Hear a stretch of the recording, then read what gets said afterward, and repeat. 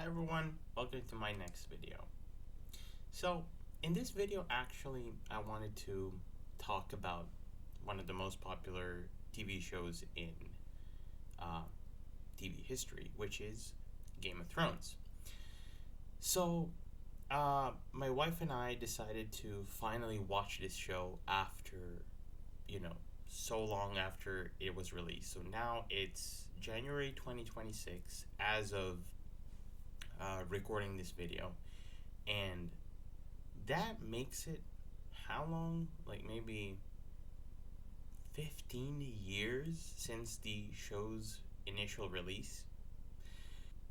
It seemed a bit too complicated to me and overly complex. I mean, it's not really, but because when you introduce such a complex narrative and a lot of the characters in the show early on, it is a bit hard to follow through who is who and who is what to whom and so on and so on. But the main point is, in this video, full spoilers ahead.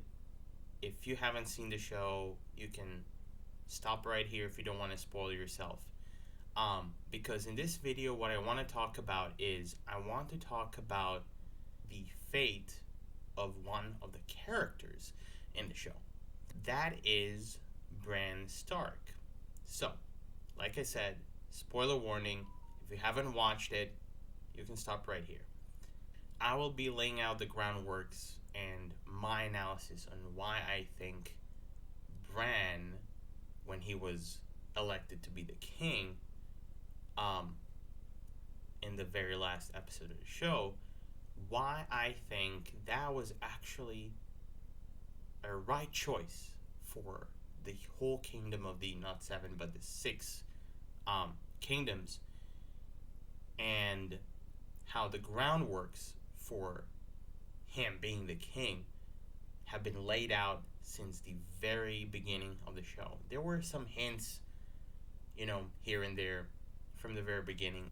Bran actually deserved to be the king, and why I think he should be the king, even though from what I heard, a lot of other people think that, well, pretty much anyone else should be the king and not him. So anyway, let's start. Bran Stark's story doesn't look like a story about power. That's the trick.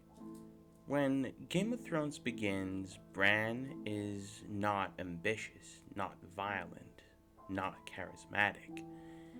He's a boy climbing a tower because he likes to see things from above.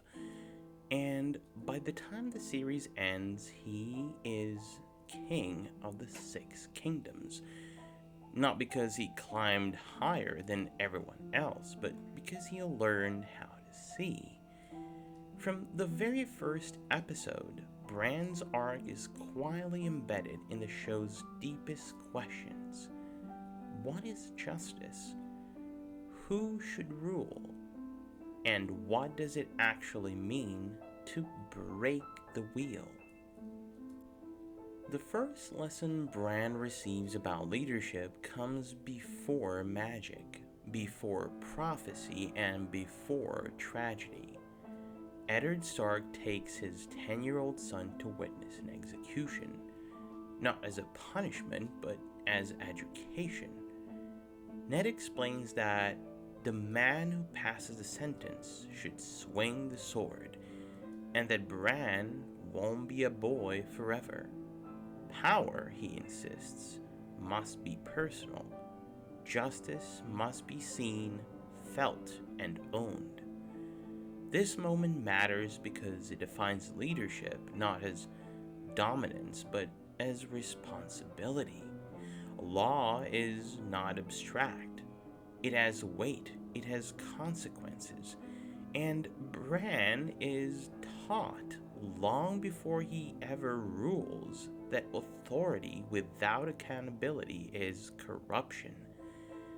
Then the story breaks him. Jaime Lannister pushes Bran from a tower, and in a single act of violence, the boy who wanted to climb is unmade.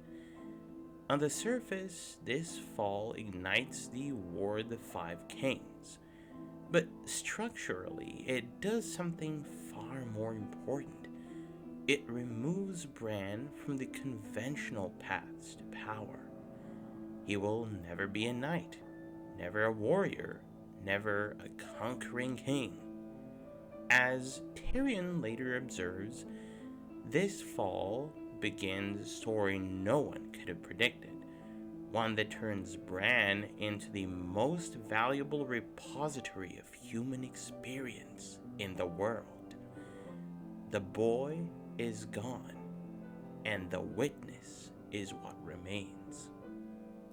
As Westeros collapses into war, Bran's story moves in the opposite direction, away from the physical and towards the eternal. He begins to dream, green dreams. He wargs into his direwolf, Summer. Jojen Reed names this gift the Sight, not merely magic, but perception stretched across time. Past, present, future folding into one another. And yet, while his mind expands, his responsibilities narrow and sharpen. With Robb away at war, Bran becomes acting Lord of Winterfell. He listens to shepherds complain about grazing land. He hears masons argue over wages. He learns that ruling is often boring and that boredom is not a flaw but a feature. Governance is patience, temperament, endurance. Then comes the moment that reveals how unprecedented Bran truly is. In desperation, he wargs into Hodor. Jojen is horrified. No one can do that anywhere. This is not just power, it is forbidden power. And from the beginning, the show frames it as dangerous. Leadership without restraint is monstrous. Seeing without wisdom is destructive. Bran is being prepared not just to rule, but to contain power. Bran's journey north of the Wall is the clearest visual metaphor the series ever offers. He moves away from castles, banners, and bloodlines and towards roots, caves, and history itself.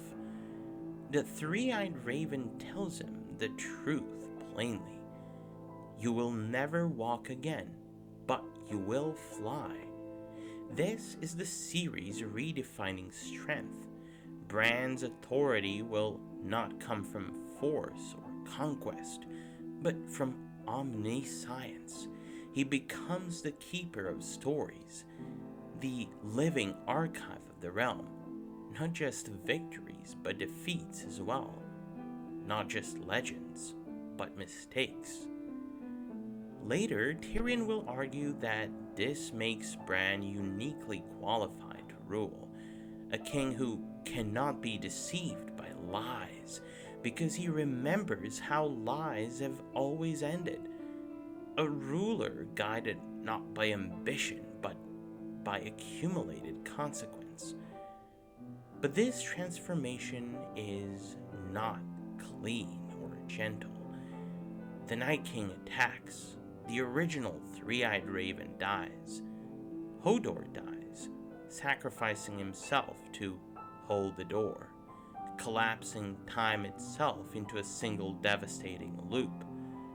Bran is forced to assume his role before he is ready. Like so many rulers in the series, he inherits power through tragedy. The difference here is that Bran learns from it. When Bran returns to Winterfell, something essential is gone. Not his humanity, but his desire. I'm not Lord Stark, he says. I can never be the Lord of Winterfell. I can never be the Lord of anything. In a story obsessed with people who want power, this is radical. Bran doesn't reject titles out of humility. He rejects them because they are irrelevant.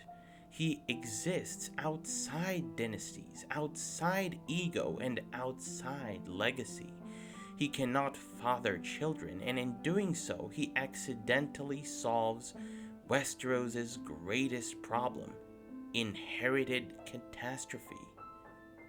No more cruel sons, no more stupid heirs, no more wheels.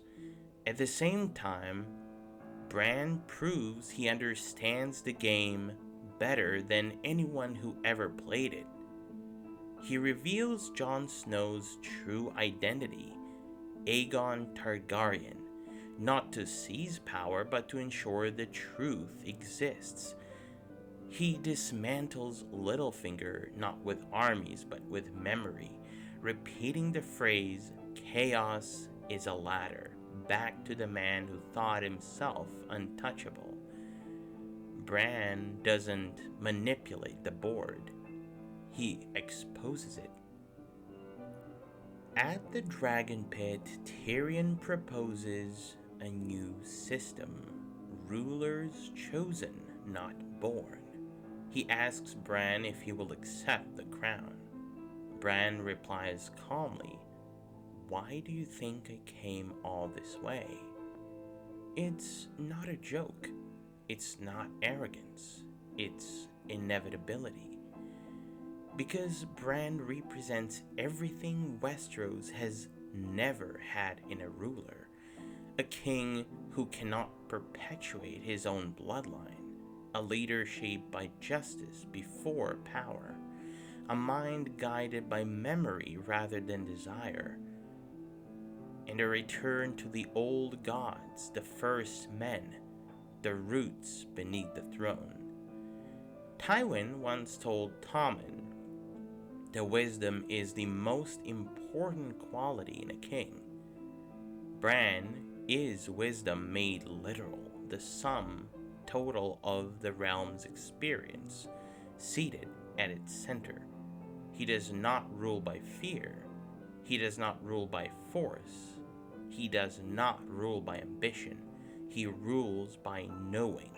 And in a world destroyed by people who wanted too much, that may be the most just ending the story could offer. What do you think about the ending of Game of Thrones? Do you agree with Bran being the king? Write your answer in the comment section below.